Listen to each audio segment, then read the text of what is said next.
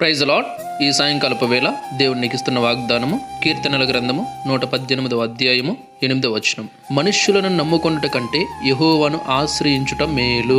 మనుషులను ఎందుకు నమ్ముకోకూడదు, యెహోవాను ఎందుకు ఆశ్రయించాలి అంటే, మనుష్యులను నమ్మినావంటే మోసం చేస్తారు ఖచ్చితంగా. సరే, ఇప్పుడు నీ ప్రతి పరిస్థితిలోన మనుషులు నీకు తోడుగా ఉంటారా, నీ వెంట ఉంటారా అంటే ఉండరు ఖచ్చితంగా. పైకి మాట చెప్తారు అంతేగాని నీతో పాటు ఉండరు, నీ కష్టాన్ని పంచుకోరు.